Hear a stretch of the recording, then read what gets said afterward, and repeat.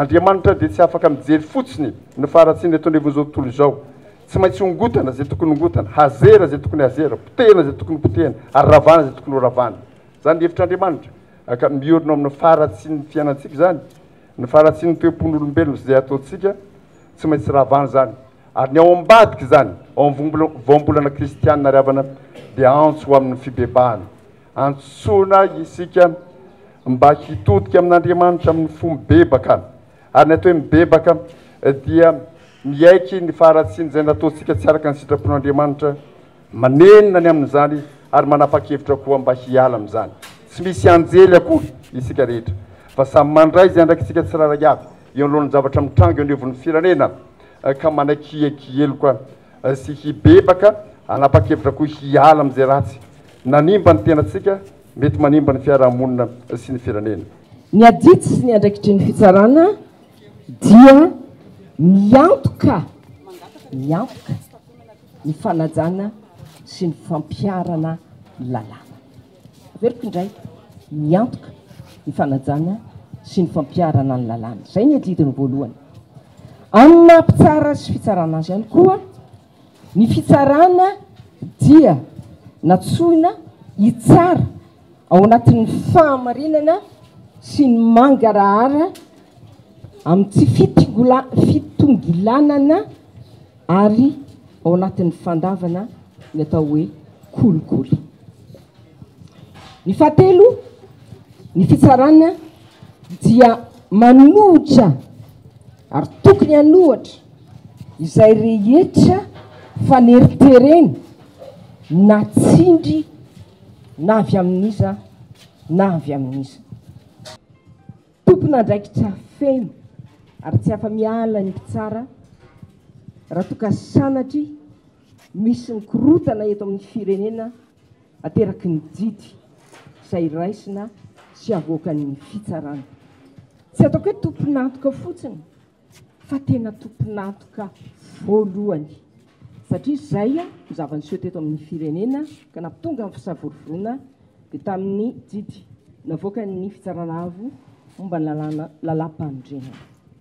Na hoelana hoaingana nefa tsy maintsy mbola andalo fitsarana ihany koa ireo mpitsara mandray fanapahan-kevitra tsy araky ny lalàna ireo, satria misy fetrany ny fahefana ho hiatrany ity minisitry ny fitsarana teo aloha ity.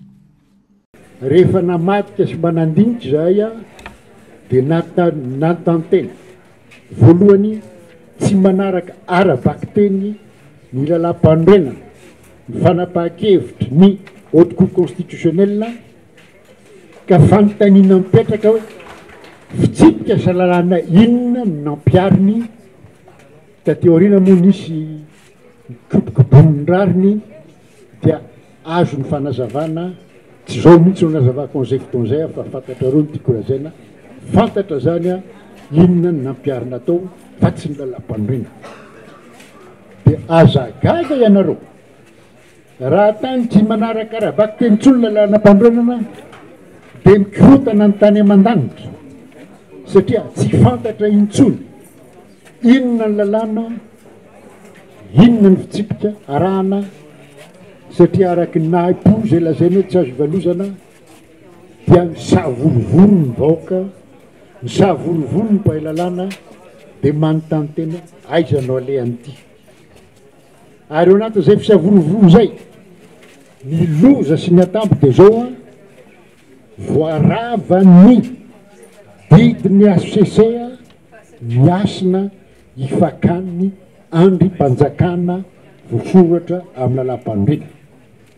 Ka zay zavatra zay no zavatra niainantsika, ary zay zavatra zay no olana mipetraka. Ny ACC nandrava ny hasiny fanjakana rehetrrehetra, raiso fotsiny ny misavoritaka ho anay mpampianatra na ny endrena zay mpisolo toera filohan'ny repoblika. Ary na zao raha dia mbola misy manontany ny mpianatra fa ao nio Ramose za tsy antaniny nanao azy fa tsy zany nanao azy.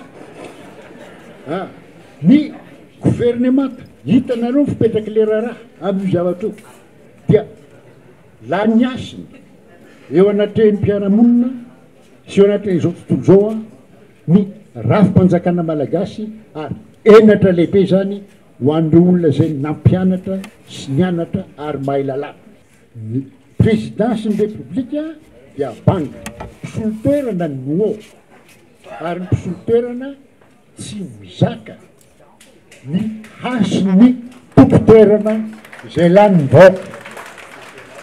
Ny antenimieram-pirenena mbola ao dia nanontany tena fa misy angamba tao amin'ny raha-matoa filohan'ny antenimieram-pirenena fahatserovan-tenany maizy sy mahaizay azy amin'ny andraikitra sy ny maha-olombanina azy.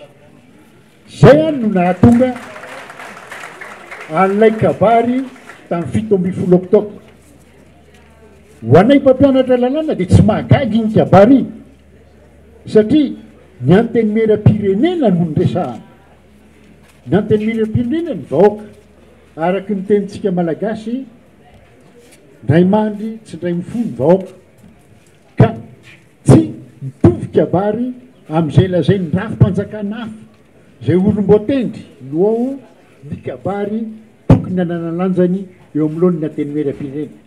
Tsara ny afantaran'ny folo alin-dahy fa manana andraikitra izy, manana didy izy amin'izany fitadiavana vahaolana zany ary tokony mipetraka tsara ao anatin'ny saitsika. Folo alin-dahy ataoko etsika fa na dia efa misotroroana raha mbola ao anatiny dia satria hoe matoa mahita vahaolana dia satria mirotsaka tsetra amin'ny famana olana ny folo alin-dahy. Ary zay ihany zany ny antony tenenako an'ity dia hoy iaho hoe atsipy ny teny any am-pony mahalala indrindra ho andro zanjanaka ho amin'ny folo alin-dahy ary atsipy ny tady eny an-tandroko ny omby. Trafiko eny mahery hoe fahendrena malagasy ambava homana am-pony heritra ary araky ny teny filamatra ny folo alin-dahy indrindra reo amin'ny toeram-panomanana ho an'ny tanindrazana. Aza dino ho an'ny tanindrazana ny fitritsika, aza vela isavorovoro atran'izao ny firenetsika mandraisandraikitra